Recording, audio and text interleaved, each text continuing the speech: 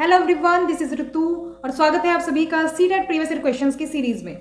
तो इस सीरीज में हम डिस्कस कर रहे हैं सोशल साइंस के प्रीवियस ईयर क्वेश्चंस को जो कि दिसंबर 2021 में पूछे गए थे। तो इन क्वेश्चंस को हम डिस्कस कर रहे हैं विद एक्सप्लेनेशन। अगर आप इस सीरीज को फॉलो करते हैं तो डेफिनेटली अच्छा स्कोर आप पा सकेंगे। क्वेश्चन पेपर है वो है 21 दिसंबर 2021 में जो आपका पेपर हुआ था, पेपर 2 सोशल साइंस का। इसके हमने 10 क्वेश्चंस लिए हैं, तो विद एक्सप्लेनेशन इनको हम सॉल्व करेंगे और ऐसे ही आगे बढ़ेंगे। पूरी सीरीज को हम ऐसे ही सॉल्व करेंगे। तो पहला क्वेश्चन देख लेते हैं आज की क्लास का। क्वेश्चन है ज्येष्ठाधिकार शब्द का अर्थ है। ज्येष्ठाधिकार शब्द का क्या अर्थ है इसमें बताना है। तो आंसर जो होगा सही आपका वो हो जाएगा ऑप्शन नंबर 1। सबसे बड़े बेटे को अपने पिता की संपत्ति विरासत में मिलती है।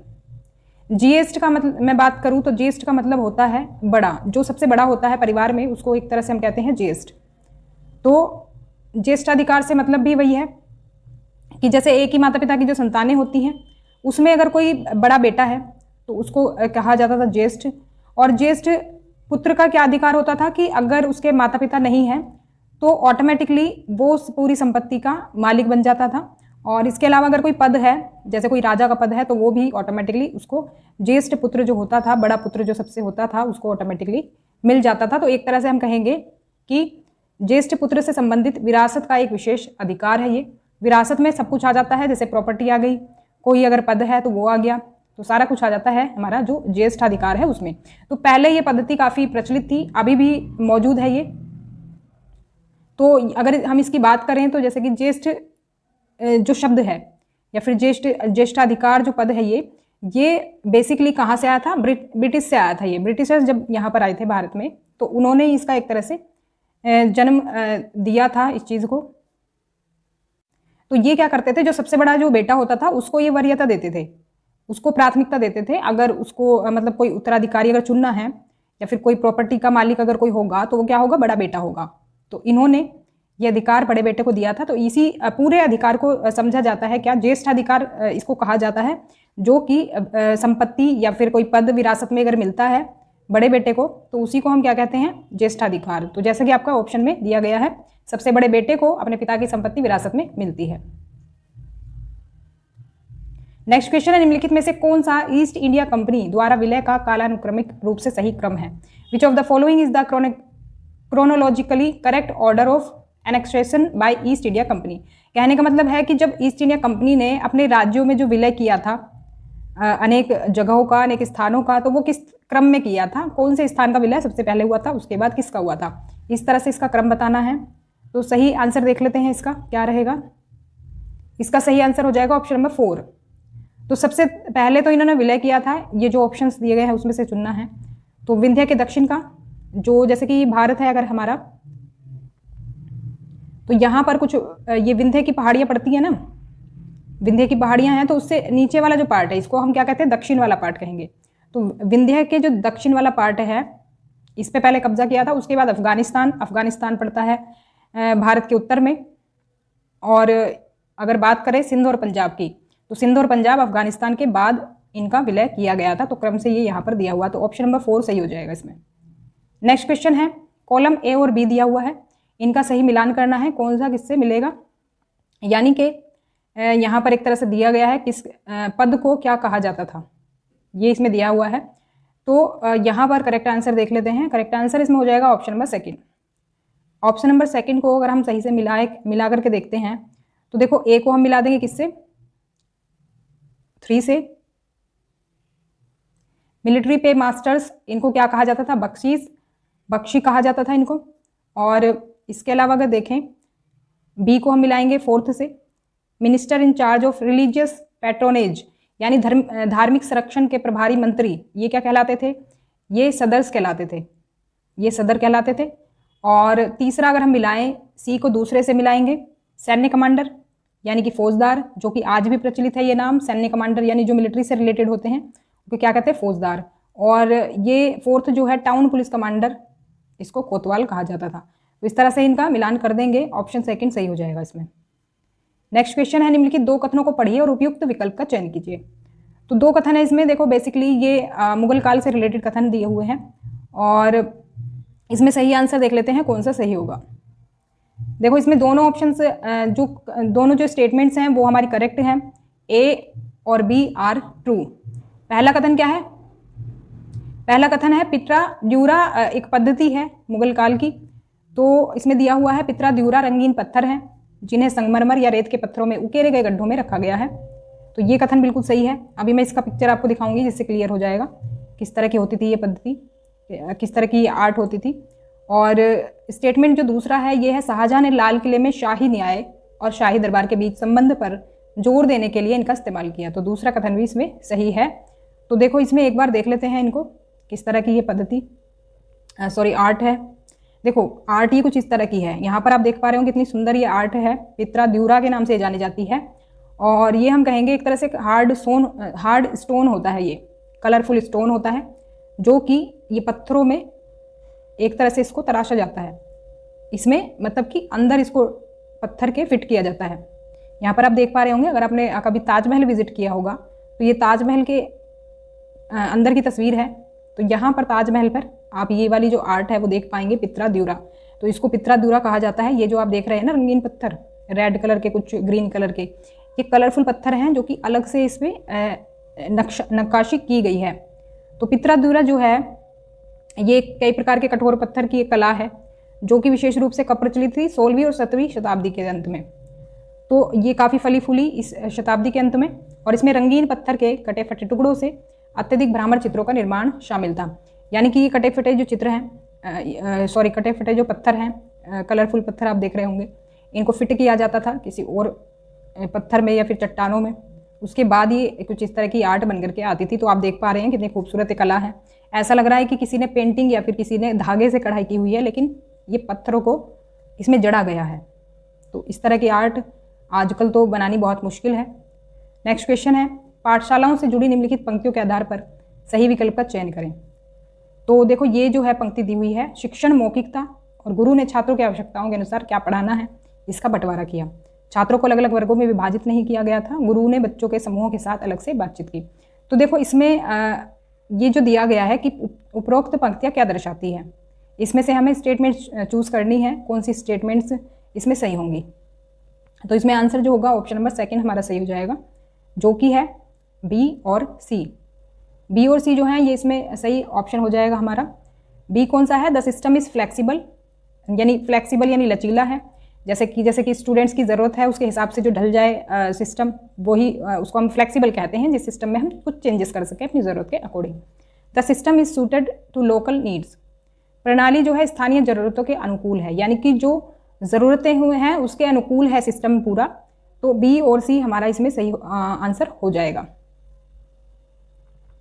नेक्स्ट क्वेश्चन इज, ए और बी स्टेटमेंट्स दी हुई हैं जो कि है मोहम्मद तुगलक से रिलेटेड पहला कथन, और दूसरा उस टाइम से रिलेटेड है जिस टाइम के मोहम्मद तुगलक रहे हैं। तो दोनों स्टेटमेंट्स में बताना है कौन सा सही हो जाएगा। इसका आंसर सही हो जाएगा option number 4। Both A and B are true but B is the correct inference of A, यानी कि एक्सप्लेनेशन जो दी हुई है वो भी सही दी हुई है। तो ये क्वेश्चन बेसिकली आपका दिल्ली सल्तनत से लिया गया है। दिल्ली सल्तनत में तुगलक वंश आपने पढ़ा होगा, उसमें से क्वेश्चन लिया गया है। उसकी जो एडमिनिस्ट्रेटिव जो डिपार्टमेंट, मतलब एडमिनिस्ट्रेटिव जो सेक्शन है ना उसका, उससे लिया गया है ये। तो पहला स्टेटमेंट जो है, मोहम्मद तुगलक की उच्च प्रशासनिक पदों पर एक वाइन डिस्टिलर, एक नाई और एक रसोइया नियुक्त करने के लिए आलोचना की गई थी। तो उसकी आलोचना की गई थी इन कुछ कामों के लिए, कुछ उसने लोग नियुक्त किए थे उसके लिए। और इसके अलावा यह उस समय में प्रचलित सामाजिक आर्थिक रूढ़ियों को दर्शाता है। तो दूसरा भी सही है। एक तरह से ये स्टीरियोटाइप से रिलेटेड क्वेश्चन है हमारा, कि अगर उसने देखो छोटे जाति, मतलब ये एक तरह से पिछड़ी जाति होती थी ना, जो नीची जाति कही जाती थी, उनके लोगों को उसने क्या किया, उच्च प्रशासनिक पदों पर नियुक्त किया। तो लोगों में विरोध हो गया। एक तरह से कहते हैं ना कि भाई वो तो नीची जाति का है, वो तो कुछ मतलब नीच है, नीच कुल का है, उसको आपने उच्च पदों पर कैसे बिठा दिया। तो एक तरह से इस बात को लेकर के आलोचना हुई। और ये इस बात को दर्शाता है कि वहाँ उस टाइम पर क्या था, रूढ़ यहाँ प्रचलित थी। एक तरह से स्टीरियोटाइप था कि मतलब जो नीची जाति के लोग हैं वो कोई बड़ा काम नहीं कर सकते। तो दोनों ही कथन इसमें बिल्कुल सही है, और जो एक तरह से आधार जो दिया हुआ है वो भी बिल्कुल सही है इसमें। नेक्स्ट क्वेश्चन है, मुगलों द्वारा रैंक, वेतन और सैन्य जिम्मेदारियों को तय करने के लिए इस्तेमाल की जाने वाली ग्रेडिंग प्रणाली को इस रूप में जाना जाता था। तो मुगल एक तरह से क्या करते थे, रैंकिंग करते थे, वेतन देते थे, और सैन्य जिम्मेदारी तय करते थे। तो एक प्रणाली थी वो कि जो कि थी ग्रेडिंग प्रणाली, इसको किसी और नाम से भी जाना जाता था, जो कि है मनसबदारी व्यवस्था। तो पहला ऑप्शन इसमें सही हो जाएगा। मनसबदारी व्यवस्था के बारे में कुछ पॉइंट्स देख लेते हैं। तो मनसबदारी व्यवस्था में बेसिकली कुछ इंपॉर्टेंट पॉइंट्स थे, क्या थे, मतलब कुछ विशेषताएं थी इसकी। तो अकबर ने ये शुरुआत करी थी इस प्रणाली की, ध्यान रखेंगे। अकबर ने अपने प्रशासन में मनसबदारी प्रणाली की शुरुआत की थी और इस प्रणाली के तहत प्रत्येक अधिकारी को एक रैंक दिया गया था। रैंक को ही क्या कहा जाता था, मनसब कहा जाता था। तो ध्यान रखेंगे, रैंक से याद रखेंगे मनसब, तो ये प्रणाली भी आपको याद रहेगी। रईसों के लिए निम्नतम रैंक 10 थी, मतलब नीचे से नीचे रैंक भी क्या थी, रईसों के लिए 10 थी। और उच्चतम रैंक जो थी, हाईएस्ट जो रैंक थी, वो थी 5000। शाही रक्त के राजकुमारों को और भी उच्च पद प्राप्त हुए। रैंकों को 2 में विभाजित किया गया था, 2 तरह की रैंकों में मतलब डिवाइड किया गया था इस चीज़ को। तो ये था जाट और सावर। जाट का अर्थ है व्यक्तिगत, और ये व्यक्ति को तय करता है एक तरह से। एक तरह से हम कहेंगे व्यक्तिगत जो स्टेटस है उसको ये डिफाइन करता था जाट। सावर रैंक का एक व्यक्ति के घुड़सवार सैनिकों की संख्या को इंगित करता है जिन्हें बनाए रखने की आवश्यकता थी। सावर rank indicated the number of cavalry man of a person who was required to maintain, एक तरह से जो ये तो घुड़सवार सैनिकों की संख्या कितनी है, बेसिकली ये इस रैंक पर डिपेंड करता था। तो प्रत्येक सवार को कम से कम 2 घोड़े रखने पड़ते थे। प्रत्येक सवार को, सावर कहीं पर सावर है कहीं पर सवार है, और प्रत्येक को मतलब जो भी जिसको ये रैंक मिलती थी ना सावर, उसको कम से कम 2 घोड़े रखने जरूरी थे, मतलब कि एक तरह से कंपलसरी कहेंगे हम। सभी नियुक्तियां, पदोन्नति और बर्खास्तगी सीधे सम्राट द्वारा की जाती थी। ये ऐसी प्रणाली थी कि इसमें अगर किसी को अपॉइंट करना है या फिर किसी का प्रमोशन करना है, किसी को अच्छे पद पर बिठाना है, या फिर किसी को कहेंगे हम डिसमिस करना है, किसी को अपने पद से हटाना है, तो ये सब किसके द्वारा किया जाता था, सम्राट के द्वारा किया जाता, यानी कि अकबर के द्वारा किया जाता था, क्योंकि अकबर ने ही प्रणाली शुरू करी थी। तो ध्यान रखेंगे पॉइंट्स इसके बारे में। नेक्स्ट क्वेश्चन है, स्टेटमेंट्स दी हुई हैं। तो स्टेटमेंट्स बेस्ड क्वेश्चंस ही आजकल पूछे जा रहे हैं, तो क्योंकि ये लेटेस्ट क्वेश्चंस हैं दिसंबर 2021 के, इसी तरह के क्वेश्चंस की प्रिपरेशन आपको करनी है। देखो ये मैं प्रीवियस ईयर करा रही हूँ, इसके अलावा मेरी बेसिक क्लासेस चल रही हैं NCERT 6 to 8 की, वो भी ज़रूर देखें, तभी आपका कंसेप्ट क्लियर हो पाएगा। इसके बाद जब हमारी ये सब चीज़ें कंप्लीट हो जाएंगी, उसके बाद हम प्रैक्टिस क्वेश्चन स्टार्ट करेंगे। तो इसमें स्टेटमेंट बतानी है कौन सी सही है कौन सी गलत है। तो आंसर हो जाएगा option number 4, both A and B are true but B is the correct explanation of A। तो मतलब कि कथन भी दोनों सही है और एक्सप्लेनेशन भी सही दी गई है इसकी। ब्रिटिश काल के दौरान अधिकांश भारतीय गांवों में भट्टियां अनुपयोगी हो गई, और इसका कारण दिया हुआ है। इसका एक कारण औपनिवेशिक सरकार द्वारा बनाए गए वन कानून थे। तो वन कानून उन्होंने ऐसे बनाए गए थे जिसकी वजह से भारतीय गांवों में जो भट्टियां थी वो अनुपयोगी हो गई। भट्टियां बेसिकली जो कह सकते हैं एक तरह से हम जो चूल्हे वगैरह जो जलाए जाते थे वो एक तरह से। नेक्स्ट क्वेश्चन है, महात्मा गांधी ने शिक्षा में शिल्प सीखने पर जोर दिया क्योंकि। तो महात्मा गांधी आपको पता ही है ज़्यादातर क्राफ्ट्स के सीखने पर जोर देते थे, लर्निंग ऑफ क्राफ्ट्स। तो वो क्यों जोर देते थे इस बात पर, इसमें हमें बताना है, स्टेटमेंट्स दी हुई हैं कुछ। तो करेक्ट आंसर इसमें हो जाएगा ऑप्शन नंबर 4, C और D इसमें सही होंगे। क्यों जोर दिया शिल्प सीखने पर, तो यह एक तो गतिविधियों को समझने के लिए दिमाग और क्षमता विकसित करेगा, और इससे गरिमा और आत्मसम्मान को बढ़ावा मिलेगा। It would develop mind and capacity to understand activities. जब वो क्योंकि शिल्प सीखेंगे बच्चे तो उनका एक तरह से माइंड डेवलप होगा और कैपेसिटी होगी अंडरस्टैंड करने की चीज़ों को। It would lead to promotion of dignity and self respect. अब जब वो कुछ सीख लेंगे तो उससे का क्या कर सकते हैं, वो रोजगार भी उसको बना सकते हैं अपना, और उससे कुछ धन कमा सकते हैं, जो कि बढ़ोतरी करेगा किसका, उनके आत्मसम्मान में और गरिमा बढ़ाने में। तो ऑप्शन 4 इसका सही होगा। तो महात्मा गांधी का मानना था कि शिक्षा से व्यक्ति के दिमाग और आत्मा का विकास होना चाहिए, क्योंकि शिक्षा सिर्फ किताबों को ही रटना नहीं है। हम किताबों से सिर्फ किताबी जानकारी ले सकते हैं, लेकिन जो व्यवहारिक ज्ञान है जो हमारे जीवन में ज़रूरी है वो हमें कुछ एक्टिविटी के थ्रू ही आता है। तो इसीलिए गांधी जी मानते थे कि ये शिल्प वगैरह सीखना ज़रूरी है। इससे क्या होगा, एक तो सेल्फ डिपेंडेंसी आएगी, लोग खुद से काम करेंगे, तो रोजगार का जरिया भी एक तरह से हो सकता है। दूसरा, उनका माइंड डेवलप होगा। तो उन्होंने महसूस किया कि बच्चों को अपने हाथों से काम करने, एक उपयोगी हस्तशिल्प सीखने और विभिन्न चीज़ें कैसे संचालित होती हैं यह जानने की ज़रूरत है। इससे उनके दिमाग और समझने की क्षमता जो होगी वो विकसित होगी। नेक्स्ट क्वेश्चन है, गुलामगिरी नामक पुस्तक किसने लिखी है। तो इसका आंसर बताना है, who has written the book named Gulamgiri. तो आज की क्लास में 10 क्वेश्चंस टोटल हिस्ट्री के ही थे, और हिस्ट्री का स्टैंडर्ड आप देख पा रहे होंगे काफ़ी डिफिकल्ट है। तो हिस्ट्री को आपको अच्छे से पढ़ना है, 6 to 8 तक की बुक्स को, जो NCERT है। तो जल्दी ही हिस्ट्री मैं भी स्टार्ट करने वाली हूँ चैनल पर, तो वहाँ पर हम अच्छे से पढ़ेंगे। और chapter wise previous year questions को भी करेंगे, जिससे अच्छे से आपकी तैयारी हो जाए। और यहाँ पर तो हम हिस्ट्री के क्वेश्चंस करेंगे ही। तो इसका आंसर हो जाएगा ऑप्शन नंबर 1, ज्योतिराव फुले। तो ज्योतिराव फुले ने लिखी थी गुलामगिरी पुस्तक, और ये किस बारे में थी ये भी देख लेते हैं।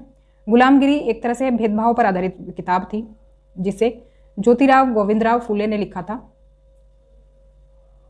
ज्योतिबा फुले इनको शॉर्ट में कह देते हैं हम। तो 19वीं सदी के महान भारतीय विचारक, परोपकारी और क्रांतिकारी समाज सुधारक हैं ये, और इसी पर आधारित थी इनकी बुक भी, जो कि भेदभाव को दर्शाती है, भेदभाव पर आधारित है। डिस्क्रिमिनेशन क्योंकि उस टाइम पर बहुत ज़्यादा होता था जिस टाइम पर ये थे, तो इसी पर आधारित इनकी किताब। क्वेश्चन है, पेरियार का गैर ब्राह्मण आंदोलन किसकी विचारधारा पर आधारित था? पेरियार्स नॉन ब्राह्मण movement was based on the ideology of. तो बेसिकली पूछा गया है जो गैर ब्राह्मण आंदोलन था पेरियार का, वो किस विचारधारा पर आधारित था? गैर ब्राह्मण मतलब कि जो लोग ब्राह्मण कम्युनिटी से अलग थे, जो ब्राह्मण कम्युनिटी को बिलोंग नहीं करते थे, तो उसके बारे में पूछा गया है। तो इसका आंसर देख लेते हैं कौन सा सही रहेगा। तो इसका आंसर हो जाएगा option number 2, freeing oneself from all religions as all inequalities were promoted as god given. स्वयं को धार्मिकता से मुक्त करना, क्योंकि सभी असमानताओं को ईश्वर की देन के रूप में प्रोत्साहित किया गया था। देखो इन्होंने कहा था कि क्या धर्म से मुक्त रखना चाहिए हमें खुद को, मतलब किसी धर्म में बंद करके नहीं रहना चाहिए। तो इस आइडियोलॉजी पर बेसिकली ये आधारित था ये जो गैर ब्राह्मण आंदोलन था। तो क्योंकि आपको पता ही है कि पहले लोअर कास्ट सुपर कास्ट का काफ़ी मैटर चलता था, तो उसी पर आधारित था ये, क्योंकि जो ब्राह्मण लोग थे वो गैर ब्राह्मण लोगों को क्या नीचा मानते थे। तो इसके बारे में थोड़ी सी डिटेल देख लेते हैं। तो गैर ब्राह्मण आंदोलन उन गैर ब्राह्मण जातियों द्वारा शुरू किया गया था जिन्होंने शिक्षा, धन और प्रभाव तक पहुंच हासिल कर ली थी। अब जैसे कि देखो भीमराव अम्बेडकर ने भी कहा था ना कि अगर आपको इस नीची जाति के जो बंधन है उससे बाहर निकलना है तो आपको पढ़ना पड़ेगा, आपको एजुकेशन हासिल करनी पड़ेगी, जिससे कि आप इन दायरों को तोड़ सकें जो ऊंची जाति वालों ने बनाए थे, जो कहते थे खुद को ऊंची जाति वाले और नीची जाति वालों को क्या हीन समझते थे और उनको अनेक तरह से टॉर्चर करते थे। तो अम्बेडकर ने कहा था कि अगर आप पढ़ लेते हैं, एजुकेशन आप हासिल कर लेते, तो कहीं ना कहीं इन बेड़ियों को आप तोड़ पाएंगे। तो वही है कि जो लोग पढ़ लिए और पढ़ने के बाद ऑब्वियस सी बात है अच्छा उन्होंने पैसा कमाया, और उसके बाद वही है कि अच्छा प्रभाव उनका हो गया सोसाइटी में, तो उन्होंने ही ये मूवमेंट स्टार्ट किया था। क्योंकि जो गरीब लोग हैं जिनकी कोई पहचान नहीं है उनकी तो कोई सुनेगा नहीं, तो ऐसे ही लोग ऐसे पहल को कर सकते हैं जो कि कुछ बन गए हों, कुछ एजुकेटेड हो गए हों। तो आंदोलन को ब्राह्मणों के अधिकार और जाति व्यवस्था के अन्याय के खिलाफ निर्देशित किया गया था। कहने का मतलब वही है जो मैंने कहा कि जाति व्यवस्था जो है एक तरह से जो उसके आड़ में जो अन्याय हो रहा था, जो सो कॉल्ड नीची जाति थी उस टाइम पर, तो उसके बारे में क्या है कि जो जाति व्यवस्था के जो अन्याय थे उनसे बचने के लिए ही इन लोगों ने शुरू किया। क्योंकि उस टाइम पर कह सकते हैं कि बहुत ज़्यादा अत्याचार होने लगा था, क्योंकि अगर आपको कुएं से पानी भी लेना है तो आपको परमिशन लेनी पड़ेगी ब्राह्मणों की या ऊंची जातियों की। लेकिन इन्होंने जब ये पढ़ लिख लिए तो इन्होंने कहा कि हम ये अत्याचार अब और नहीं सहेंगे, तो इसी से पर आधारित था ये गैर ब्राह्मण आंदोलन। नेक्स्ट क्वेश्चन देख लेते हैं। 1906 में सोंग्रम संगमा का विद्रोह डैश के आदिवासी समूह के कारण हुआ। The revolt of Sonaram Sangma in 1906 took place because the tribal groups of dash, यानी कि कहने का मतलब है कि किस जगह पर था ये ट्राइबल ग्रुप जिसने कि ये सोंग्रम संगमा का विद्रोह किया था 1906 में। तो इसको हम देख लेते हैं। इसका आंसर इसका ऑप्शन नंबर 3 सही हो जाएगा। तो ये बेसिकली जो ये आदिवासी ग्रुप था ये असम से बिलोंग करता था। तो असम ने औपनिवेशिक वन कानूनों का विरोध किया। कहने का मतलब यही है कि असम में जो रहने वाले ट्राइबल ग्रुप्स थे उन्होंने इसका विरोध किया, क्योंकि औपनिवेशिक वन कानून जो थे ना वो इन आदिवासी समूहों के खिलाफ थे। क्योंकि देखो आदिवासी के बारे में हमने पॉलिटी में पढ़ा है, अगर आपने नहीं पढ़ा है तो पढ़ लेंगे उसको, कि जो आदिवासी है उनकी मेन लैंड क्या थी, वन थे, वनों के आसपास ही वो रहते थे या फिर वनों में रहते थे। तो वनों से रिलेटेड इन्होंने कुछ ऐसे नियम लागू कर दिए ब्रिटिश सरकार ने कि उनका जो अधिकार है वो एक तरह से ख़त्म होता चला गया आदिवासियों का। तो उसी के लिए इन्होंने विद्रोह किया। देखो यहाँ पर थोड़ा सा और देख लेते हैं। सोंग्रम संगमा का विद्रोह उन प्रमुख विद्रोह में से एक था जो 1906 में असम में अंग्रेजों के खिलाफ हुए थे। बेसिकली ये अंग्रेजों के खिलाफ था ये वाला विद्रोह, ध्यान रखेंगे, पूछा जा सकता है किसके खिलाफ था। तो ये विद्रोह अंग्रेजों के शोषण के कारण हुआ जिसने जनजातियों को उन वन अधिकारों से वंचित कर दिया जिनकी जनजातियों को आदत थी। तो बेसिक सी बात है, मतलब ऑब्वियस सी बात है कि जनजाति जहाँ पर रह रही है वनों पर उनका अधिकार होना चाहिए, लेकिन जब वो अधिकार उनसे कोई छीनेगा तो ऑब्वियस सी बात है वो विद्रोह तो करेंगे ही करेंगे, क्योंकि एक तरह से जो वन है वो उनकी धरोहर है आदिवासियों की। तो इसी वजह से इन्होंने क्या किया, विद्रोह किया, जिसको कि सोंग्रम संगमा विद्रोह के नाम से जाना जाता है। तो बेसिकली इनके बारे में ये पूछा जाता है, देखो ये वाला विद्रोह किसने किया, किसके खिलाफ किया, या फिर किस जगह से हुआ। तो बेसिकली 3-4 चीज़ें ध्यान रखने की होती हैं इन विद्रोहों के बारे में। तो ऐसे इस तरह के और भी विद्रोह हैं, तो उनके बारे में पढ़ लेंगे अच्छे से। तो ये आपको मॉडर्न हिस्ट्री में मिलेगा, यानी कि क्लास 8 की हिस्ट्री में मिल जाएगा आपको। तो हिस्ट्री जल्दी ही स्टार्ट कर रहे हैं हम, तो उसमें मैं सारे टॉपिक्स अच्छे से कवर कराऊंगी, तो उसको भी जरूर देखें। औपनिवेशिक भारत के तहत भारतीय इस्पात और लौह धातु विज्ञान की गिरावट पर चर्चा करने के लिए आप निम्नलिखित में से कौन सा कारण देंगे। तो 2 स्टेटमेंट्स दी हुई हैं और पूछा गया है इसमें कौन सा सही होना चाहिए इसके लिए। औपनिवेशिक भारत यानी कि कॉलोनियल भारत, जबकि ब्रिटिश राज्य था उसी की बात है ये। तो इसमें भारतीय इस्पात और लौह धातु विज्ञान में गिरावट आ गई थी, यानी कि एक तरह से जो भारत का जो बिजनेस था इन चीज़ों से रिलेटेड वो लॉस में चला गया था, डिक्लाइन होने लगा था। तो उसके बारे में अपने विचार बताएं कौन सा इसमें सही होना चाहिए। तो सही आंसर इसमें हो जाएगा option number 3, both A and B. Both A and B जो कारण है वो दोनों सही हैं। तो अंग्रेजों द्वारा नवाबों और राजाओं की हार के परिणाम स्वरूप इंग्लैंड से आयात हुआ। Defeat of nawabs and rajas by the British resulted in imports from England. देखो जब नवाब, जो हमारे यहाँ के जो नवाब थे ना, हमारे देश के जो नवाब थे, जो राजा थे, जो कि भारत में इकोनॉमिक ग्रोथ के लिए जिम्मेदार होते थे, अब जब उनकी हार हो गई तो अंग्रेजों का ही हर चीज़ पे क्या हो गया, कंट्रोल हो गया। तो अंग्रेज तो जहाँ से उनको प्रॉफिट होगा वहीं से वो माल खरीदेंगे, तो इंग्लैंड से फिर आयात होने लगा। तो ये बिल्कुल सही कारण दिया हुआ है।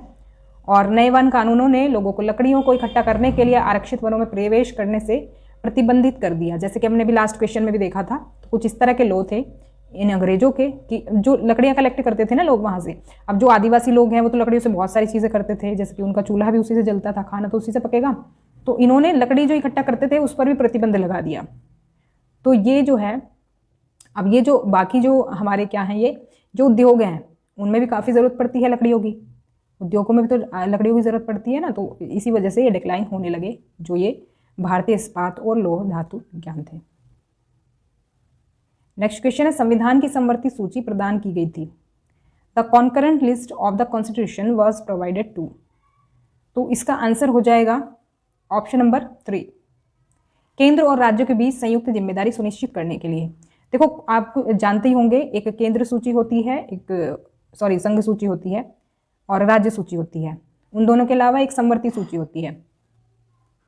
तो समवर्ती सूची के विषयों पर केंद्र और राज्य दोनों को कानून बनाने का अधिकार होता है। कुछ ऐसे कॉमन इनके विषय होते हैं जिन पर कि दोनों ये कानून बना सकते हैं। तो बेसिकली हम कह सकते हैं कि केंद्र और राज्यों के बीच संयुक्त जिम्मेदारी सुनिश्चित करने के लिए समवर्ती सूची बनाई गई थी, जिससे कि एक ही सब्जेक्ट पर दोनों की तरफ से कानून बन सकें। तो थर्ड ऑप्शन इसमें सही हो जाएगा। दिए गए महाद्वीप का मिलान करें। तो कुछ विशेषताएं दी हुई हैं राइट साइड में कॉलम 2 में, और महाद्वीप के नाम दिए हुए हैं कॉलम 1 में। तो आपको मिलान करना है कि कौन से महाद्वीप की कौन सी विशेषता है। तो इसका करेक्ट आंसर देख लेते हैं। करेक्ट आंसर हो जाएगा ऑप्शन नंबर 1। तो ऑप्शन नंबर 1 के हिसाब से अगर हम मिलान करें तो हम कुछ इस तरह से मिला सकते हैं। अफ्रीका में है विश्व की सबसे बड़ी नदी, अफ्रीका में विश्व की सबसे बड़ी नदी है। और सॉरी, इसको हम मिलाएंगे किससे, पहले से ही मिलाना है इसको मैं हटा देती हूँ। विश्व की सबसे लंबी नदी है अफ्रीका में, तो पहले को पहले से ही मिलाएंगे। बी को हम मिलाएंगे 3 से। अंटार्कटिका में कोई स्थायी मानव निवास नहीं है। अंटार्कटिका आपको पता ही है पूरा बर्फ से ढका हुआ महाद्वीप है, तो वहाँ पर कोई परमानेंट ह्यूमन सेटलमेंट नहीं है। इसके अलावा जो सी है ऑस्ट्रेलिया, ऑस्ट्रेलिया को मिलाएंगे हम द्वीप महाद्वीप से। द्वीप महाद्वीप क्या होता है, जैसे कि जो द्वीप है जो चारों तरफ से पानी से घिरा होता है, तो ऑस्ट्रेलिया द्वीप महाद्वीप है एक, जो कि चारों तरफ से पानी से घिरा हुआ है। फिर 4th जो नंबर है वो है दक्षिण अमेरिका, इसको हम मिलाएंगे विश्व की सबसे बड़ी नदी। अब देखो नदी में अंतर देख लेते हैं। यहाँ पर आप देख पा रहे होंगे पहला नंबर क्या है, विश्व की सबसे लंबी नदी, और यहाँ पर है विश्व की सबसे बड़ी नदी। इन दोनों में अंतर क्या है। अब ये दोनों पॉइंट तो क्लियर कर दिए मैंने, बाकी ये स्टार्टिंग के 2 पॉइंट और क्लियर कर लेते हैं। विश्व की सबसे लंबी नदी अफ्रीका में है, जो कि है नील नदी। यहाँ पर आप देख पा रहे होंगे ये मतलब काफ़ी मतलब बहुत ज़्यादा कह सकते हैं हम लंबी है, ये लंबाई में ही ज़्यादा है, इसलिए हम इसको कहते हैं विश्व की सबसे लंबी नदी। तो लंबाई में आप देख पा रहे होंगे कई देशों को कवर करती है ये, अफ्रीका के। और अगर बात करें दक्षिण अमेरिका की, तो दक्षिण अमेरिका में क्या देखा था हमने, सबसे बड़ी नदी विश्व की सबसे बड़ी नदी कौन सी है, तो ये है अमेजन रिवर। तो अमेजन रिवर बड़ी कैसे है, यहाँ पर आप देख पा रहे होंगे ये है अमेजन रिवर जो आप रेड कलर से देख रहे हैं, और इसके आसपास का जो एरिया है ये है इसकी ट्रिब्यूटरीज। अब देखो ये अमेजन रिवर बड़ी क्यों कहलाती है, क्योंकि इसका जो बेसिन है वो काफ़ी बड़ा है। बेसिन होता है वो एरिया जहाँ पर ये ट्रिब्यूटरीज का जल भी पहुँचता है। तो अब ये क्या है, अमेजन तो मेन नदी है, मेन रिवर है, इसमें आसपास से जो दाएं बाएं से जो नदियाँ आकर के मिलती हैं ये कहलाती है ट्रिब्यूटरीज यानी कि सहायक नदियाँ। और ये जितना एरिया कवर कर रही हैं तो ये पूरा ही कहलाता है क्या, बेसिन। तो ये अमेजन का जो बेसिन है इतना बड़ा है, तो इसका मतलब क्या है, ये पूरा देखो लगभग आधा महाद्वीप ये कवर कर रही है दक्षिण अमेरिका, तो इसीलिए ये विश्व की सबसे बड़ी नदी कहलाती है। तो ये अमेजन जो है विश्व की सबसे बड़ी नदी है, और जबकि नील नदी जो है सबसे लंबी नदी है, यानी इसकी लंबाई ज़्यादा है। नेक्स्ट क्वेश्चन है, भारत में विषुव किस दिन होता है। विषुव यानी कि इक्विनोक्स, इंग्लिश में कहेंगे equinox. On which days do the equinox happen in India. तो इसका आंसर जो होगा वो हो जाएगा ऑप्शन नंबर 4, 21 मार्च और 23 सितंबर ऐसी डेट्स हैं जिस दिन इक्विनोक्स होता है। इक्विनोक्स है क्या, ये जान लेते हैं। तो इक्विनोक्स बेसिकली वो सिचुएशन होती है जब सूर्य की सीधी किरण भूमध्य रेखा पर पड़ती है और कोई भी ध्रुव सूर्य की ओर झुका हुआ नहीं होता है।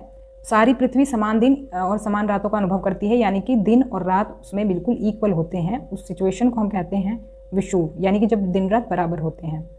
तो यहाँ पर 23 सितंबर में पतझड़ का मौसम होता है और 21 मार्च में वसंत ऋतु का मौसम होता है। तो देखो जो घूर्णन होता है वो दिन और रात, जो पृथ्वी का घूर्णन होता है, जो पृथ्वी एक दिन में चक्कर पूरा करती है अपना खुद का, उसके कारण होते हैं दिन रात। और जो परिक्रमा सूर्य की वो करती है सूर्य के चारों ओर, उसके वजह से होते हैं मौसम में परिवर्तन। तो ध्यान रखेंगे इस पॉइंट को। अब देखो ये सिचुएशन जरा देख लो विषुव की। तो ऐसी सिचुएशन साल में 2 बार आती है विषुव की, जब सूर्य की देखो ये कुछ इस तरह से ये किरणें जो हैं इस पर पड़ रही हैं पृथ्वी पर, यहाँ पर आप देख पा रहे होंगे।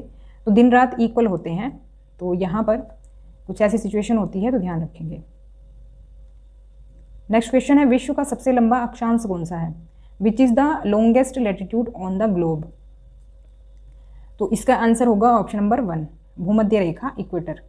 अगर हम बात करें पृथ्वी पर भूमध्य रेखा की, तो मान लो कि ये पृथ्वी है और पृथ्वी पर आपको पता ही है बिल्कुल बीच से एक अक्षांश जा रहा है। तो ये क्या है, भूमध्य रेखा है। और ये अक्षांश कुछ इस तरह से है कि अगर आप गेंद पर बिल्कुल बीचों बीच एक रेखा खींच दें तो गेंद पर क्या होगा, एक वृत्त बन जाएगा, सर्कल बन जाएगा। तो ये जो लाइन आप इधर देख रहे हैं ये दूसरी साइड भी होगी, तो एक तरह से ये इस तरह का सर्कल बन जाएगा। गेंद पर अगर आप चारों तरफ लाइन खींचेंगे तो क्या होगा, सर्कल बन जाएगा, जिसको कि वृत्त कहा जाता है हिंदी में। तो इसी वृत्त की बात हो रही है कि ये जो है, ये जो लाइन है ये सबसे लंबी है। अब क्योंकि अगर आप गेंद देखें तो गेंद के बीच वाला हिस्सा सबसे ज़्यादा चौड़ा होता है, तो अब क्योंकि उसकी चौड़ाई ज़्यादा होती है तो इसीलिए इसको क्या कहा जाता है, सबसे लंबा अक्षांश इसको कहा जाएगा, भूमध्य रेखा को। तो इसको आप गेंद पर भी ट्राई करके देख सकते हैं, या तो फिर कोई और गोल चीज़ हो उस पर भी आप इसको एक्सपेरिमेंट करके देख सकते हैं। तो यहाँ पर हम इसके बारे में और देख लेते हैं। देखो ग्लोब पर एक काल्पनिक रेखा है, देखो ये काल्पनिक रेखा है जो भी भूमध्य रेखा हमने देखी अभी। तो ये काल्पनिक रेखा ग्लोब को 2 बराबर भागों में बांटती है। 2 बराबर भाग हो गए कुछ इस तरह से, एक तो ये नॉर्थ वाला और एक साउथ वाला। तो ये नॉर्थ वाला हिस्सा है इसको हम कहते हैं नॉर्दर्न हेमिस्फीयर यानी कि उत्तरी गोलार्ध। जो नीचे वाला हिस्सा है इसको हम कहते हैं क्या, सदर्न हेमिस्फीयर यानी कि दक्षिणी गोलार्ध। और भूमध्य रेखा से ध्रुवों तक के सभी समानांतर वृत्त अक्षांशों के समानांतर कहलाते हैं। इसका कहने का मतलब क्या है कि आपको पता ही है कुछ इस तरह से ये अक्षांश रेखाएं बनी हुई हैं पृथ्वी पर, ग्लोब पर, जो कि काल्पनिक हैं। तो ये जो है इनके बीच की दूरी बिल्कुल इक्वल है, इसी वजह से इनको क्या कहा गया है, पैरेलल कहा गया है। ये जो इनके बीच की दूरी है ना, ये वाली, ये बिल्कुल इक्वल है, कोई भी कम ज़्यादा नहीं है। तो ये इसी वजह से इनको क्या कहा जाता है, समानांतर कहा जाता है। भूमध्य रेखा 0 डिग्री का प्रतिनिधित्व करती है, यानी कि जहाँ से हम इसको खींचते हैं यहाँ पर होती है 0 डिग्री। तो भूमध्य रेखा विश्व का सबसे लंबा अक्षांश है, ये मैं बता चुकी हूँ। और भूमध्य रेखा से किसी भी ध्रुव की दूरी पृथ्वी के चारों ओर एक वृत्त का 1/4 है। किसी भी ध्रुव की दूरी मतलब अगर हम बात करें भूमध्य रेखा से, देखो भूमध्य रेखा से हम देख लेते हैं, ये भूमध्य रेखा, भूमध्य रेखा से देखो ध्रुव कौन से हैं, ध्रुव हैं हमारे ये वाले पॉइंट ऊपर और नीचे। तो ये जो है ये उत्तरी ध्रुव है, ये नीचे दक्षिणी ध्रुव है। तो यहाँ से यहाँ तक की दूरी बात करी गई है, तो ये कितनी है, वृत्त का 1/4 है। अब देखो सर्कल को अगर आप 4 भागों में बांट दो तो ये वाला हिस्सा कितना हो जाएगा, ये हो जाएगा 1/4। इसी दूरी की बात की गई है, तो ये क्या है, 1/4 है। भूमध्य रेखा और ध्रुव के बीच की दूरी 90 डिग्री है। ये वाली जो दूरी है ये कौन सा एंगल बनता है, आपको पता ही होगा, कुछ इस तरह का कितना होता है, 90 डिग्री का एंगल होता है। तो ये 90 डिग्री का जो एंगल है इसी को बोला गया है कि भूमध्य रेखा और ध्रुव के बीच की दूरी जो है वो क्या है, 90 डिग्री है। तो ये कंसेप्ट आपका क्लियर हो गया होगा। आगे बढ़ते हैं। नेक्स्ट क्वेश्चन है, अगर भारत में शाम के 6:30 बजे हैं तो लंदन में क्या समय होगा। तो इसका आंसर हो जाएगा ऑप्शन नंबर 4, 1 PM इसका आंसर होगा, यानी दोपहर का 1 बजा होगा लंदन में। क्यों इतना अंतर देखने को मिलता है, क्योंकि जो लंदन में जो प्राइम मेरिडियन है उससे जो भारत का समय है वो 5.5 घंटे आगे चलता है। तो अगर मान लो कि 1 बज रहा है वहाँ पर, तो 1 बज रहा है, तो 1 में अगर 5.5 घंटे हम ऐड करें तो कितना हो जाएगा, 6:30। तो इसीलिए भारत में शाम के 6:30 बजे होंगे, तो उस वक्त लंदन में 1 बजा होगा दोपहर का। नेक्स्ट क्वेश्चन है ज्योग्राफी से, निम्नलिखित में से किसके अपर्दन कार्य के कारण छत्रक शैल बनते हैं। Mushroom rocks are form due to the erosional work of which of the following. तो इनमें से किसके अपर्दन कार्य के परिणाम स्वरूप मशरूम रॉक का निर्माण होता है। अपर्दन कार्य क्या होता है, जैसे कि मान लो कोई हवा चल रही है और वो मिट्टी को काट देती है किसी भी तरह से, तो वो क्या हो गया, एक तरह से वो हवाओं का अपर्दन कार्य हो गया। समुद्री लहरें चल रही हैं और वहाँ पर समुद्र में कोई चट्टान में उसने कोई आकृति बना दी, तो वो उसका अपर्दन कार्य हो गया समुद्री लहरों का। नदियाँ जो आकृति बनाती हैं, नदियों के बहने के कारण जो आकृति बनती हैं, जैसे कि चाप झील होगी, चाप झील के बारे में हमने ज्योग्राफी में पढ़ा था, कुछ इस तरह की आकृति बना देती हैं नदियाँ, तो वो उसका अपर्दन कार्य होगा। तो अपर्दन कार्य मतलब कि जो उनके कारण जो एक तरह से फॉर्मेशन होता है किसी भी शेप का या फिर किसी भी और चीज़ का, तो उसको हम कहते हैं उसका अपर्दन कार्य। तो इसमें जो आंसर होगा वो हो जाएगा हमारा ऑप्शन नंबर 4, हवाएं। तो मशरूम रॉक्स जो हैं बेसिकली हवाओं के कारण बनती हैं। तो एक बार देख लेते हैं, कुछ इस तरह की होती है मशरूम रॉक्स। ये ऊपर से चौड़ी दिखेंगी आपको और नीचे से देखो चौड़ाई कम रहेगी, क्योंकि जो हवा चलती है ना, तो ये वाला हिस्सा हवा से ये वाला हिस्सा क्या है, खोखला हो गया है, तो जिससे ये क्या है, मशरूम के शेप में आ जाती है, जिसकी वजह से इसको मशरूम रॉक कहा जाता है। तो मरुस्थल में अपर्दन और निक्षेपण का प्रमुख कारक पवन है, क्योंकि देखो रेत जो है ना, रेत को जो हवा है वो आसानी से काट देती है। तो रेगिस्तानों में आप छत्रक के आकार की चट्टानें देख सकते हैं, तो ऐसी चट्टानें आपको मोस्टली देखने को मिलेंगी रेगिस्तान में, तो जिन्हें आमतौर पर छत्रक शैल कहते हैं, इंग्लिश में कहते हैं मशरूम रॉक्स। पवन शैल के ऊपरी भाग की अपेक्षा निचले भाग को आसानी से काटती है, इसलिए यही शैल के आधार संकीर्ण एवं शीर्ष विस्तृत होते हैं। आधार मतलब नीचे वाला हिस्सा जो है संकीर्ण रहता है, यानी कि नैरोअर होता है, और ऊपर वाला क्या होता है, चौड़ा होता है। नेक्स्ट क्वेश्चन है, भारतीय प्रायद्वीप पठार के संबंध में निम्नलिखित में से कौन सा कथन सही है। Which of the following statements regarding the Indian peninsular plateau are correct. तो भारतीय प्रायद्वीपीय पठार जो है उसके संबंध में 4 कथन दिए हुए हैं, कौन सा सही है ये बताना है। तो सही आंसर देख लेते हैं, ये हो जाएगा ऑप्शन नंबर 3, A, B और D।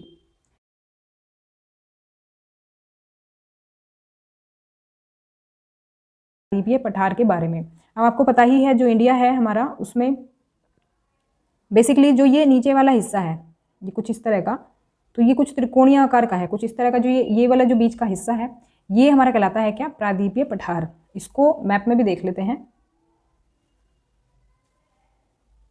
तो ये कुछ यहाँ पर, यहाँ से लेकर के ये पूरा जो है प्रायद्वीपीय पठार कहलाता है, ये वाला हिस्सा।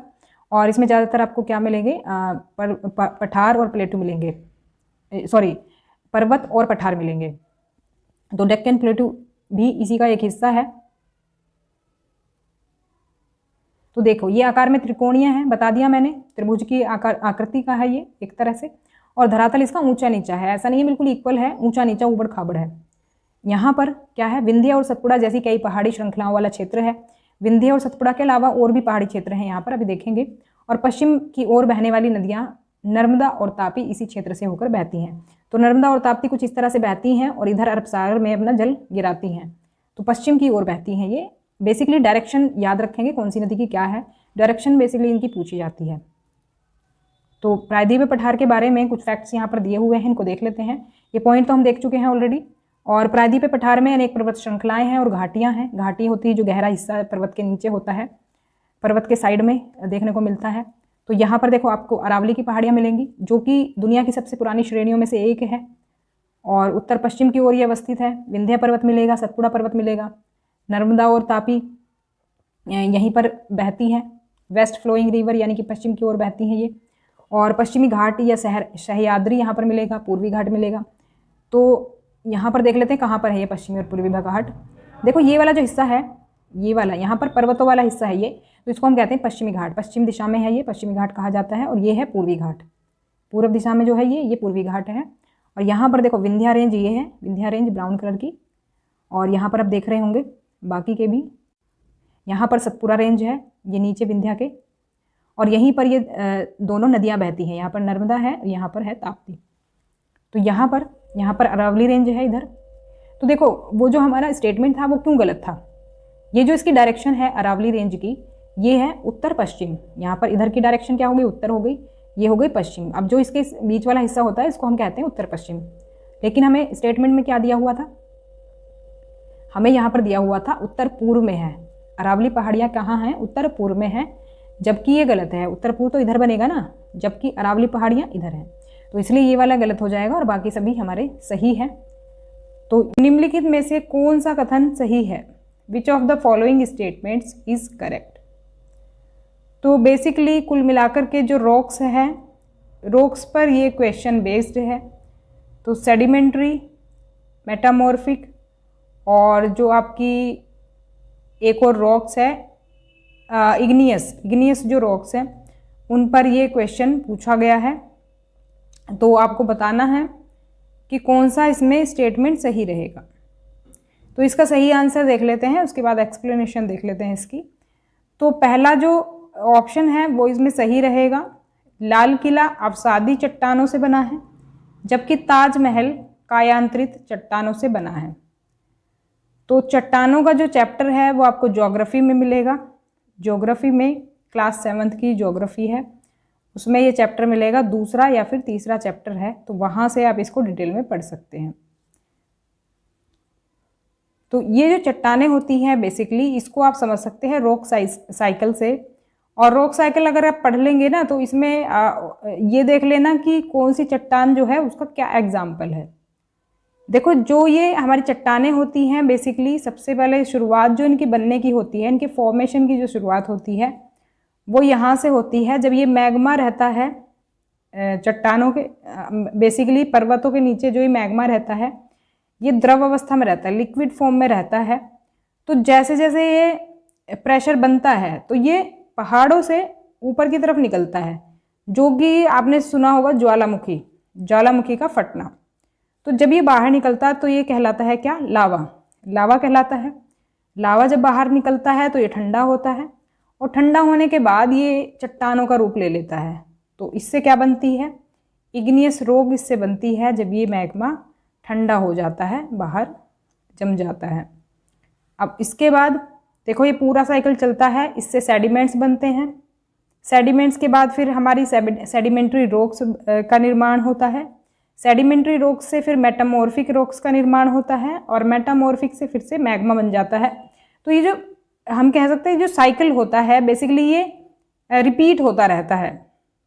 मैग्मा से ये इग्नियस रॉक बनेगी, सेडिमेंट्री रॉक बनेगी, मेटामॉर्फिक बनेगी, या तो फिर ये एक दूसरे से दूसरी चट्टान बन जाएगी। ऐसा नहीं है कि इसी तरह से साइकिल चलेगा, ये एक दूसरे में भी परिवर्तित हो जाती है। इग्नियस मेटामॉर्फिक में बदल सकती है और जो मेटामॉर्फिक है वो सेडिमेंट में बदल सकती है।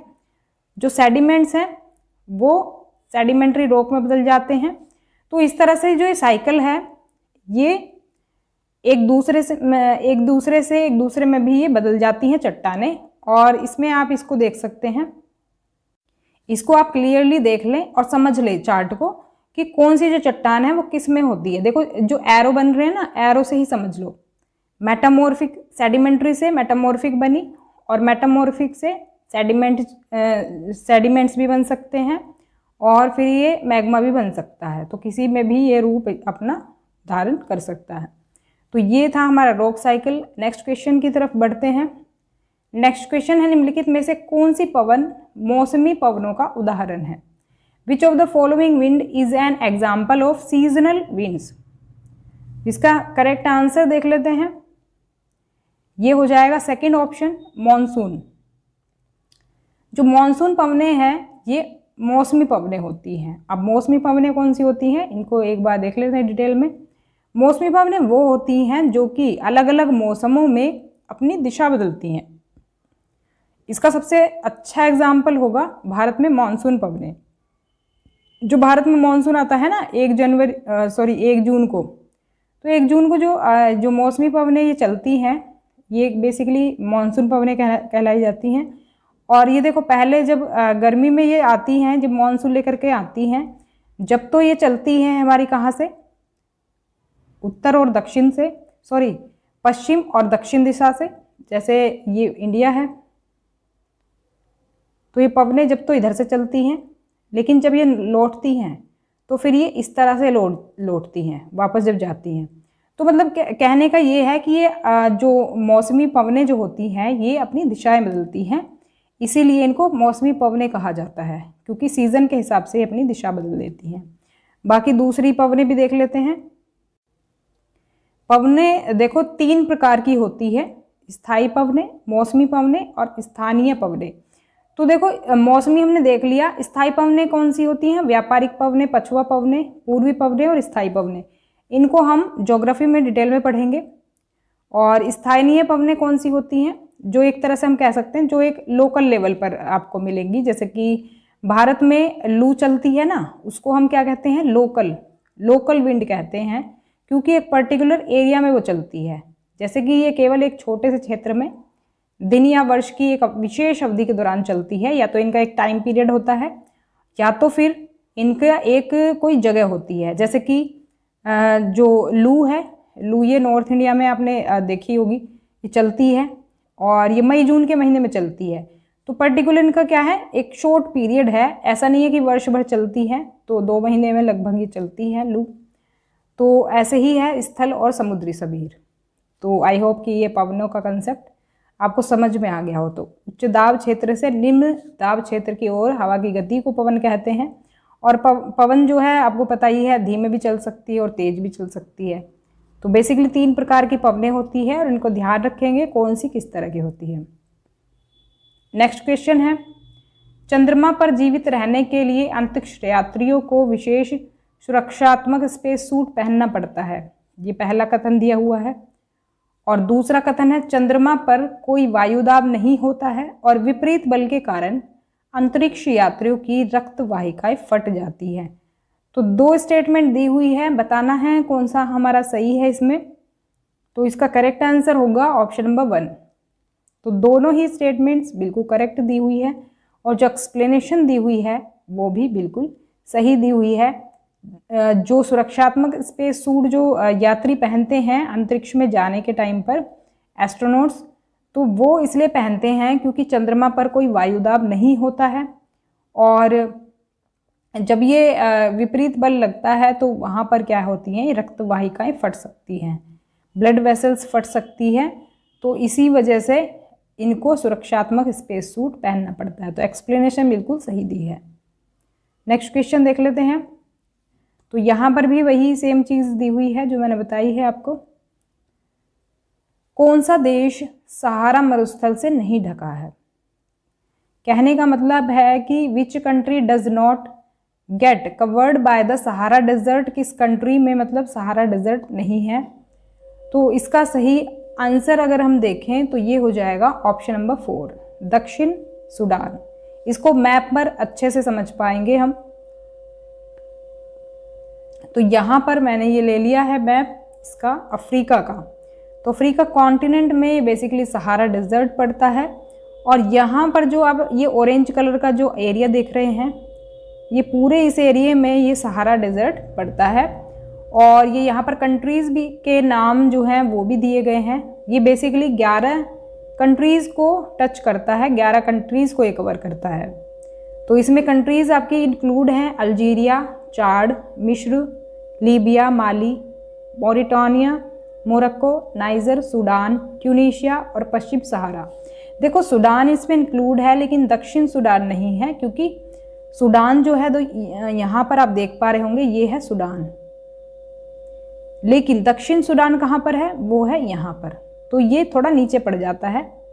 ये जो पूरा मैप है ये दक्षिण सूडान का है। तो क्योंकि ये दक्षिण सूडान नीचे पड़ जाता है तो दक्षिण सूडान को कवर नहीं करता है, और यही हो जाएगा हमारा करेक्ट आंसर, जो कि आप देख पा रहे हैं 4th ऑप्शन में है। तो बाकी सभी कंट्रीज़ को ये कवर करता है। नेक्स्ट क्वेश्चन है, तटीय और शुष्क क्षेत्र में मृदा संरक्षण की कौन सी विधि सबसे उपयुक्त है? Which method of soil conservation is most suitable in the coastal and dry region? इसका सही आंसर होगा ऑप्शन नंबर 3, शेल्टर बेल्ट्स या फिर रक्षक मेखलाएं। रक्षक मेखलाएं बेसिकली क्या होती हैं? तो रक्षक मेखलाएं देखो कुछ इस तरह की होती हैं।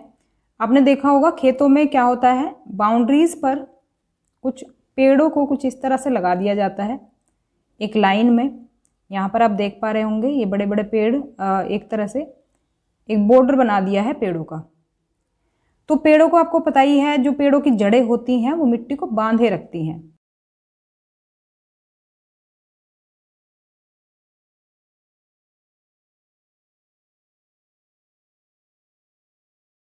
इलाके हों वहाँ पर पानी से ना बहे, उसके लिए क्या करते हैं, पेड़ों की इस तरह से लाइन बना देते हैं, इस तरह से लाइन बना देते हैं।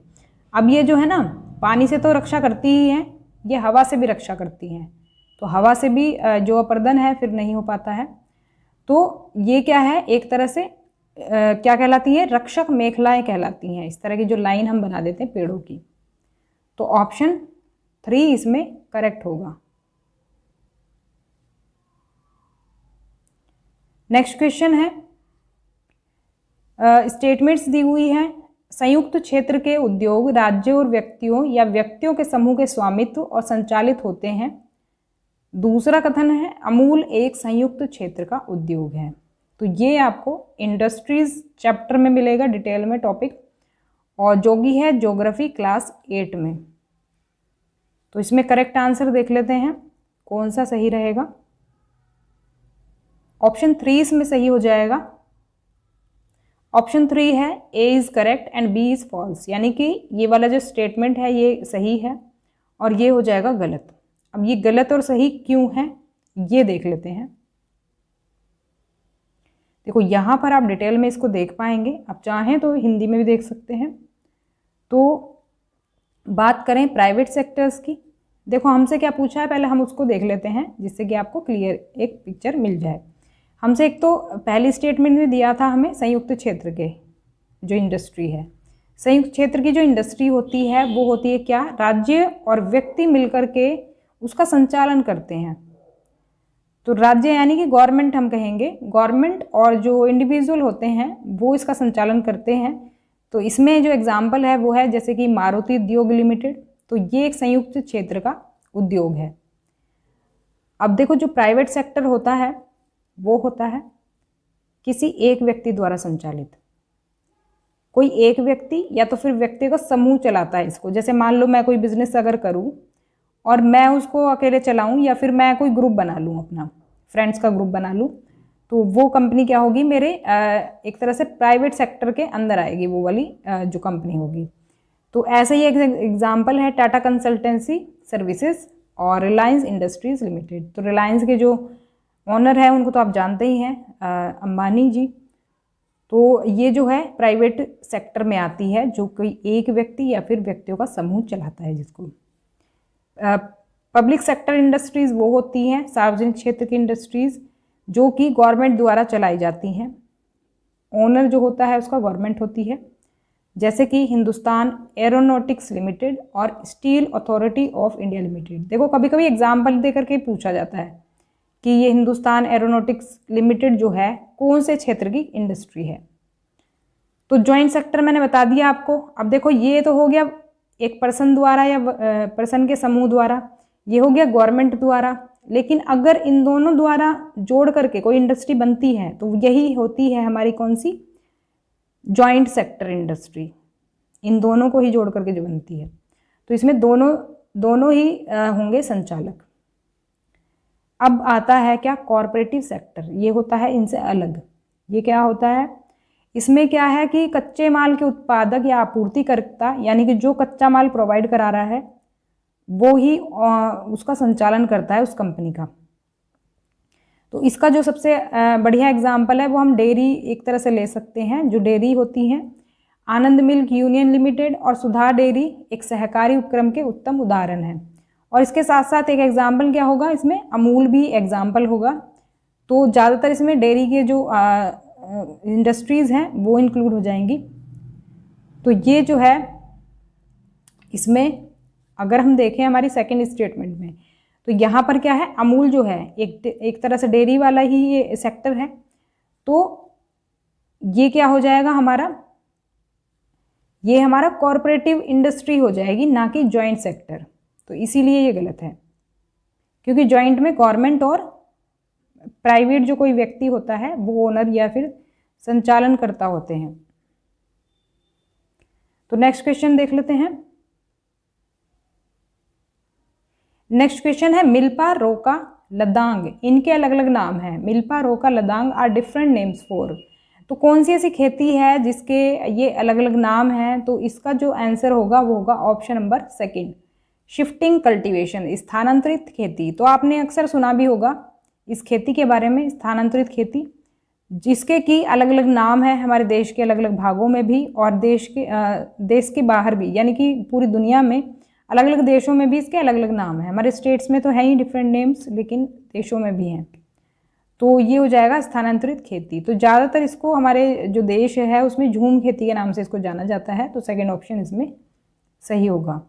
नेक्स्ट क्वेश्चन है चखे संघ समुदाय जो सीढ़ीनुमा खेती करते हैं निम्नलिखित में से किस राज्य से संबंधित हैं? इसका जो करेक्ट आंसर होगा वो होगा ऑप्शन नंबर सेकंड, नागालैंड। तो ये हमने पॉलिटी में पढ़ा था इस टॉपिक के बारे में। तो क्लास 6 में ये टॉपिक था। तो इसमें बेसिकली ये चिजामी गांव की स्टोरी थी। चिजामी गांव जो है नागालैंड के फेक ज़िले में है, फेक डिस्ट्रिक्ट में है। और इसमें जो है एक कम्युनिटी रहती है चखे संघ। तो ये कम्युनिटी के लोग जो हैं इनके पास अपने अपने खेत हैं, लेकिन फिर भी इकट्ठे होकर के ये एक दूसरे के खेतों में काम करते हैं। ये ऐसा नहीं है कि अपने अपने खेतों में ही काम करते हैं। और जब काम खत्म हो जाता है तो एक साथ बैठ कर के खाना खाते हैं और इसी तरह से इनका प्रोसेस चलता है जब तक इनका काम चलता है खेती का। तो बेसिकली कम्युनिटी याद रखेंगे और हो सकता है जिला वगैरह पूछा जाए तो ये ध्यान रखेंगे इसमें पॉइंट्स। नेक्स्ट क्वेश्चन है कक्षा के बच्चे किसी विशेष बच्चे के साथ अपना भोजन साझा करने से मना कर देते हैं, यानी शेयरिंग से मना कर देते हैं, क्योंकि उन्हें लगता है कि वह गरीब और गंदा है। यह किस चीज़ का मामला है? तो अगर आपने चैप्टर पढ़ा होगा इसका तो आप आसानी से इसको आंसर कर पाएंगे।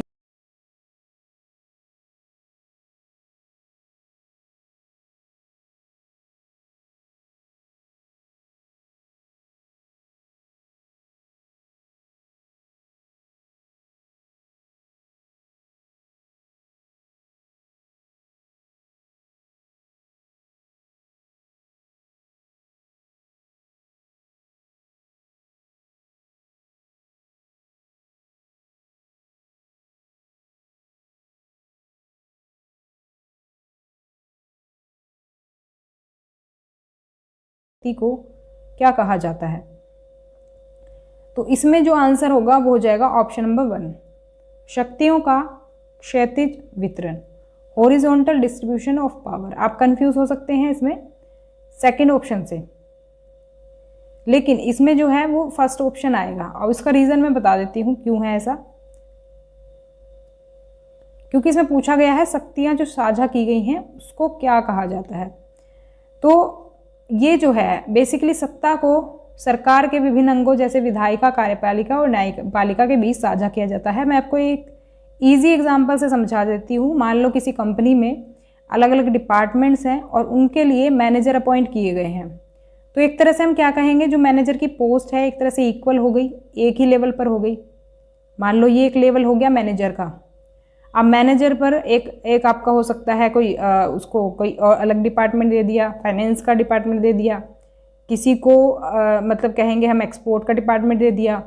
तो मतलब अलग अलग डिपार्टमेंट इस तरह से हो सकते हैं, लेकिन वो क्या है, एक ही पोस्ट पर हैं, यानी कि मैनेजर की पोस्ट पर हैं। कहने का मतलब है उनका जो लेवल है वो एक ही है। वैसे ही यहाँ पर भी है। तो जो ये सरकार के अंग हैं ना, ये तीनों एक तरह से इनका लेवल क्या है, एक ही स्तर है इनका।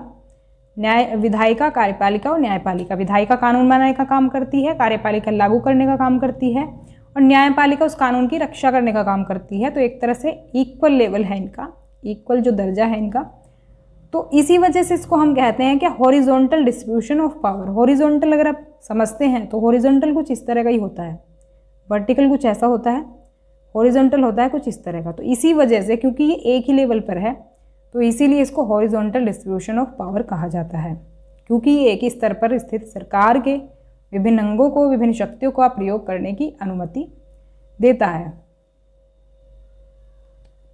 तो ये जो है शक्तियां वही है, इसलिए मतलब एक तरह से अपना अपना जो काम है वो एक तरह से इनका एक दूसरे से क्या ना हो, प्रभावित ना हो। तो इसमें शक्ति को पृथक्करण भी मैंने कराया है, जो चैप्टर है आपका इसका, तो उसमें आप अच्छे से पढ़ लेंगे इसको। ये आपको संविधान वाले चैप्टर में मिलेगा ये वाला टॉपिक। निम्नलिखित में से कौन राजशाही का एक पहलू है? Which of the following is an aspect of monarchy? तो इसका सही आंसर देख लेते हैं। सही आंसर होगा ऑप्शन नंबर 3, मोनार्की, यानी जिसमें राजा या रानी का शासन होता है। इसको हिंदी में कहते हैं राजतंत्र या फिर राजशाही। तो इसमें होता क्या है कि राजा या रानी के पास देश पर शासन करने की पूर्ण शक्तियां हैं। अगर आपने मेरी पॉलिटी की क्लासेस देखी हैं, उसमें हमने टाइप्स ऑफ गवर्नमेंट में ये टॉपिक पढ़ा था अच्छे से, जिसमें मैंने आपको बताया था कि जो मोनार्की होती है या राजशाही होती है, इसमें राजा का शासन होता है।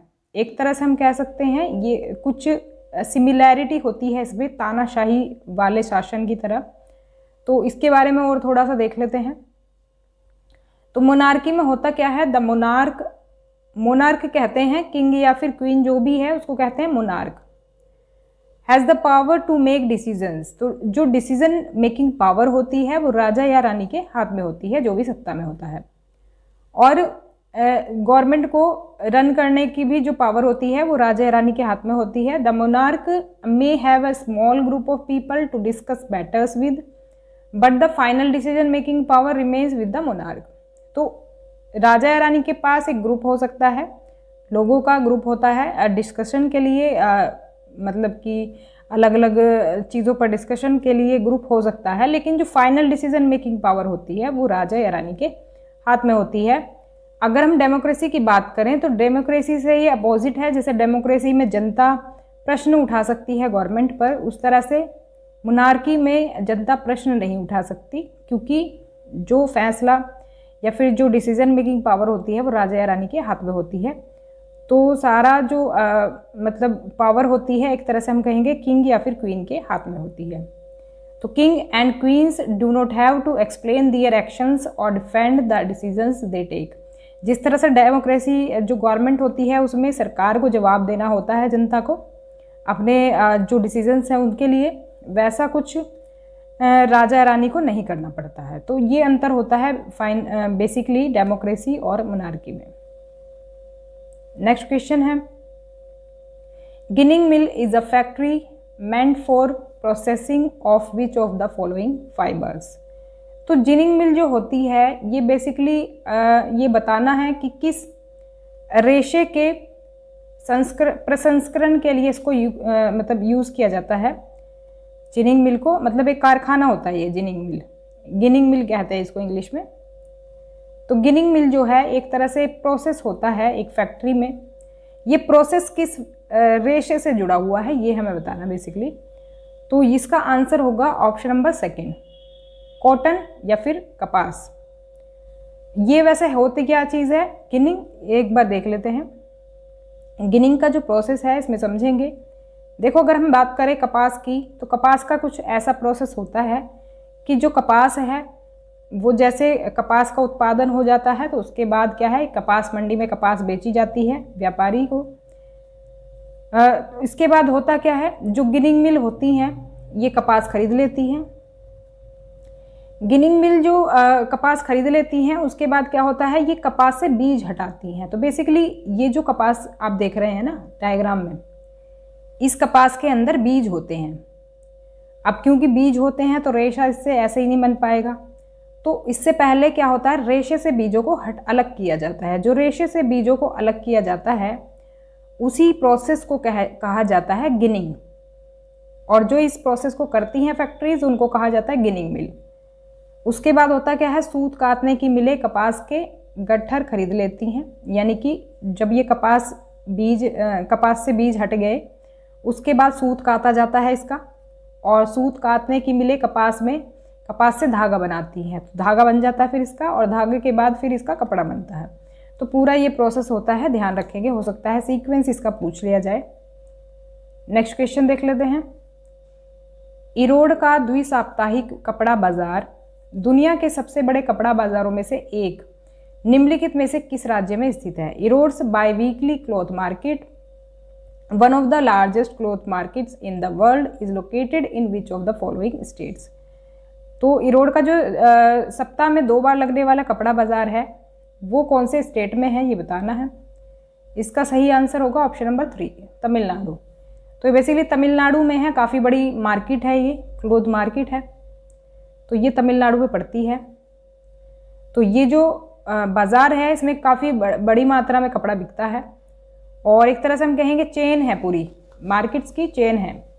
इसमें बुनकर होते हैं जो कि कपड़ा बुनते हैं, व्यापारी होते हैं, ट्रेडर्स होते हैं, और फिर कस्टमर्स जो कि कपड़ा खरीदते हैं। तो बेसिकली पूरा ये प्रोसेस, ये पूरी चेन होती है, और इसी तरह से खरीदारी इसमें होती है मार्केट में। तो काफ़ी बड़ी मार्केट है ये। नेक्स्ट क्वेश्चन है, कावेरी जल विवाद निम्नलिखित में से किन 2 राज्यों के बीच है? Kaveri water dispute is between which of the following 2 states? तो किन 2 स्टेट्स के बीच में ये कावेरी जल विवाद है, ये बताना है। तो ऑब्वियस सी बात है, कावेरी नदी जो है साउथ इंडिया में बहती है, तो साउथ इंडिया के ही स्टेट होंगे। तो ऑप्शन नंबर 1 इसमें करेक्ट हो जाएगा। वैसे तो ऑप्शंस में हमें साउथ इंडिया के ही स्टेट दिए हैं, तो इसके बारे में थोड़ी डिटेल देख लेते हैं। बेसिकली जो ये कावेरी नदी है ये यहाँ पर बह रही है, और ये जो स्टेट्स हैं 2, ये हो गए, देखो कर्नाटक, ऊपर वाला जो ग्रीन पार्ट है ये कर्नाटक हो गया, और नीचे येलो पार्ट जो देख रहे हैं आप ये है तमिलनाडु। तो ये कावेरी नदी कुछ इस तरह से बहती है, और यहाँ पर 2 बांध बने हुए हैं। कृष्णा राजा सागर बांध ये कर्नाटका में है, और ये मैटूर बांध है तमिलनाडु में। अब क्योंकि देखो बांध बनता है, आपको पता ही है, बांध से जब पानी छोड़ा जाएगा तभी अब आगे जाएगा। अब यहाँ से जब पानी छोड़ेंगे तभी आगे जाएगा, वो तमिलनाडु को मिलेगा। तो इसी के ऊपर इसमें विवाद रहता है अक्सर। तो इसी से जुड़ा हुआ है ये कावेरी नदी जल विवाद, जो कि 2 स्टेट्स के बीच में है, कर्नाटका और तमिलनाडु। ध्यान रखेंगे। नेक्स्ट क्वेश्चन है, महिलाओं के एक समूह द्वारा संचालित एक पाक्षिक समाचार पत्र खबर लहरिया उत्तर प्रदेश के निम्नलिखित में से किस क्षेत्र से शुरू किया गया था? अ fortnightly newspaper Khabar Lahariya run by a group of women was initiated from which of the following regions of Uttar Pradesh? पाक्षिक होता है 15 दिन का, जो महीना होता है उसमें 15-15 दिन के 2 पक्ष होते हैं। तो पाक्षिक जो कहा जाता है वो 15 दिन में एक बार जो समाचार पत्र निकाला जाता है उसको कहते हैं। तो बेसिकली पूछा गया है उत्तर प्रदेश के कौन से क्षेत्र से ये शुरू किया गया था? तो इसका सही आंसर होगा ऑप्शन नंबर 2, चित्रकूट। तो चित्रकूट से ये एक बार शुरू किया गया था खबर लहरिया। देखो क्योंकि जो मीडिया है ये मीडिया चैप्टर से लिया गया है। मीडिया जो है छोटे मोटे मुद्दों पर ध्यान नहीं देती हैं जो कि आम जनता से जुड़े होते हैं। तो जो लोग हैं, लोकल जो पीपल हैं, उन्होंने फिर अपना संचार माध्यम शुरू किया, मीडिया अपना एक तरह से कह सकते हैं न्यूज़पेपर शुरू किया।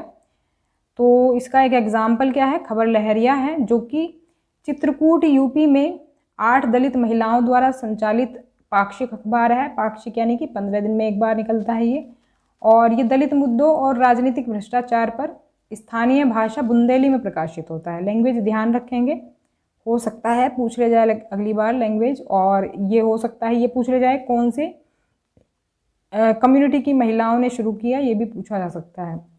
आगे बढ़ते हैं। नेक्स्ट क्वेश्चन है, एक 12 साल का बच्चा कांच बनाने की फैक्ट्री में काम करता है। इस स्थिति में किस मौलिक अधिकार का उल्लंघन होता है? A 12-year-old child works in a glass manufacturing factory. Which fundamental right is violated in this situation? तो एक तरह से जो कुछ मौलिक अधिकार हैं, हमारे 6 मौलिक अधिकार हैं, तो उसमें से कुछ शर्तें दी गई हैं सभी के लिए, मौलिक अधिकारों के लिए। तो अब इसमें आंसर देख लेते हैं। करेक्ट आंसर हो जाएगा ऑप्शन नंबर 3, शोषण के खिलाफ अधिकार, राइट अगेंस्ट एक्सप्लॉइटेशन। तो ये है क्या, देख लेते हैं एक बार। बेसिकली जो हमारे मौलिक अधिकार हैं, ये जो कई कानून हैं मौलिक अधिकारों का हिस्सा हैं, जो कि मौलिक अधिकारों के आधार पर बनाए गए हैं। उनमें से एक जो मौलिक अधिकार है वो है शोषण के विरुद्ध अधिकार। शोषण के विरुद्ध अधिकार के अंतर्गत क्या चीज़ है कि किसी को भी कम मजदूरी या बंधन में काम करने के लिए मजबूर नहीं किया जा सकता। कम मजदूरी नहीं दे सकते, मतलब जितनी मेहनत है उससे कम मजदूरी नहीं दी जाएगी, मतलब उससे कम पैसा नहीं दिया जाएगा। वेजेस, लो वेजेस नहीं दिया जाएगा। इसके अलावा 14 वर्ष से कम आयु के किसी बच्चे को किसी कारखाने या खदान में काम करने के लिए या फिर किसी अन्य खतरनाक रोजगार में नहीं लगाया जाएगा। यानी कि जो रिस्की है रोजगार उसमें नहीं लगाया जाएगा 14 साल से कम उम्र के बच्चे को, या फिर फैक्ट्री वगैरह में काम पर नहीं लगाया जाएगा। तो ये जो है कंडीशंस दी हुई हैं इसके लिए। और अगर इसका वायलेशन होता है इस अधिकार का, तो हम कह सकते हैं कि शोषण के विरुद्ध अधिकार का वायलेशन हुआ है। तो इसके लिए हमारा जो ऑप्शन है वो 3rd ऑप्शन हो जाएगा सही। आगे बढ़ते हैं। नेक्स्ट क्वेश्चन है, भारतीय संविधान से संबंधित निम्नलिखित कथनों पर विचार करें और सही विकल्प का चयन करें। तो 2 स्टेटमेंट्स दी हुई हैं इंडियन कॉन्स्टिट्यूशन से रिलेटेड, तो करेक्ट कौन सी है बताना है। राइट ऑप्शन चुन लेते हैं, राइट आंसर देख लेते हैं। तो ये हो जाएगा first option, A is correct and B is incorrect. तो भारतीय राज्य धार्मिक प्रथाओं में गैर हस्तक्षेप सुनिश्चित करता है, सभी धर्मों की भावनाओं का सम्मान करता है, बिल्कुल सही है। तो मतलब कि इंटरफेयर नहीं करता है इंडियन स्टेट जो है, मतलब कि उसमें धार्मिक प्रथाओं में। कथन बी जो है, भारतीय संविधान में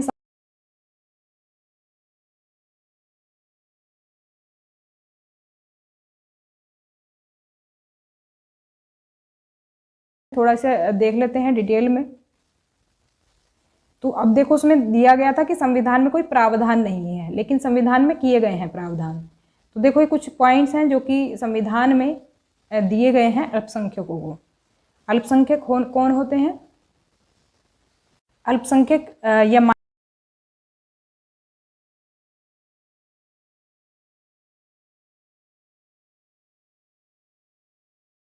पहुंच नहीं होती है इसमें, इनका जो है हम कह सकते हैं पावर इनके पास नहीं होती है क्योंकि संख्या में कम है, या फिर इनके पास रिसोर्सेज नहीं होते हैं। तो ये सभी चीज़ें हैं जो इसमें शामिल हैं।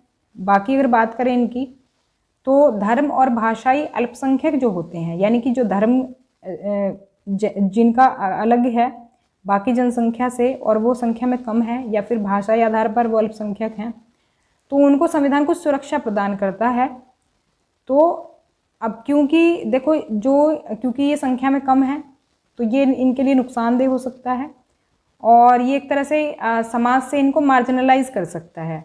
मार्जिनलाइजेशन का चैप्टर मैं पढ़ा चुकी हूँ, वो आप डिटेल में पढ़ सकते हैं, पॉलिटी में करा दिया है।